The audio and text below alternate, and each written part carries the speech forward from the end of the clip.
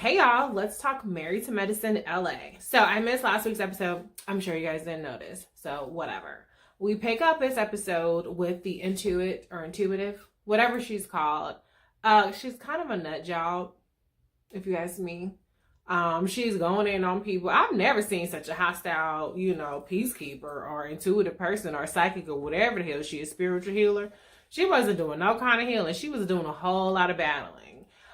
So she was trying to coax information out of Jasmine. Jasmine was not biting at all. And one thing I know about Jasmine, she might look like a little Barbie, but she ain't no little punk Barbie, okay? She is blonde and skinny and all that kind of stuff, but she don't be just letting people walk all over her. So I do like that about her. Her and Britain talk trash about the into a chick in the bathroom.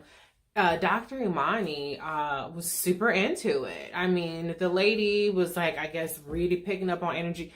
Maybe there was something we didn't see, but to me, she just seemed really basic. But whatever she was doing was very helpful and enriching to Imani. So good for her for having a good reading. Shanique used the opportunity to try to apologize to Asha. Unless we saw something different than what they had a conversation on, I think Asha might be blowing it out of proportion. I don't think that Shanique insinuated that Asha's husband cheated on her as they're in their marriage. I mean, they've been together for 2 years. They've been married for 2 years. And she talked about something that happened 6 years ago. So how is that insinuating that her husband cheated on her? I don't understand that, but I get it. You have a right to be pissed off about somebody making any kind of comment on your marriage.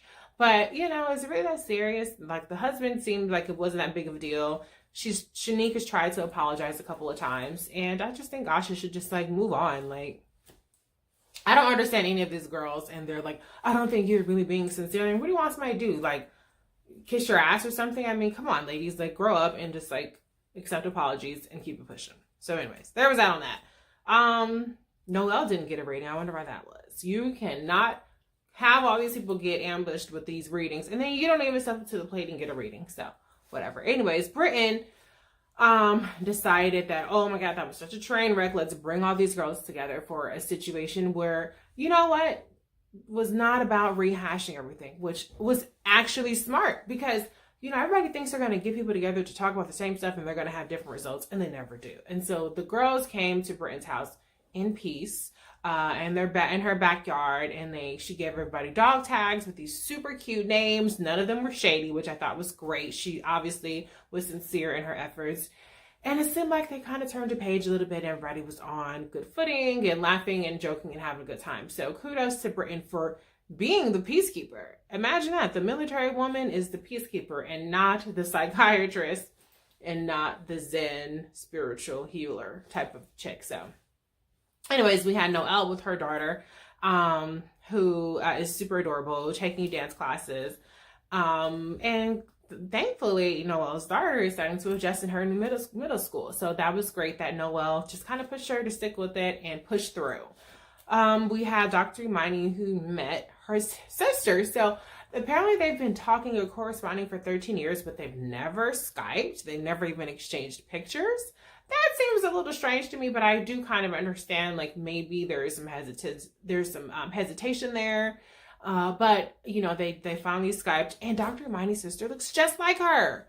I mean, it was so cool, and it was very emotional for the both of them. I think that, a lot of Black people, we can relate to having siblings that, we grew up over here, our siblings grew up over there, and you, depending on which side of the coin you're on, you don't necessarily grow up necessarily with the understanding or the knowledge that you have siblings, but they grow up with the understanding and knowledge that they have you as a sibling. I know I'm in that situation with my siblings. I'm the oldest. So I thought that was very touching to see that relationship and how it impacted both of them. So I'm looking forward to seeing that play out next week. And then we had Shanique, who was in super mom, super business, super wife mode as usual. I thought her husband was super insensitive though, to the fact that she is a working woman. And I thought he was very dismissive about her career, and that's not cool at all. I understand that, what he was saying in terms of she felt guilty about missing some of her kids' stuff. And his solution was, well, just change your schedule. And I get it. If you're upset about it, then you should do something about it. Clearly, he doesn't seem to be upset about the fact that his working late hours, makes him miss out on the kids' stuff. So it doesn't really work to say, well, you change your schedule when he's not mad about it. But I did think him coming home and demanding that his kids wake up when he's not going to be the one to get them ready for bed or wake them up in the morning to get them ready for school was totally ridiculous. She stood her ground, but obviously she was not happy about it. So I thought that was an interesting dynamic. But good for her for saying, no, I want to have my career as well. And I'm going to continue to try to do the best that I can in all respects. But you're going to have to respect my situation and what I want for my life and my career. So kudos to Shanique. And I think that was it. Oh, Dr. Britton hasn't found a house. And it seems like next week that's going to really come to a head.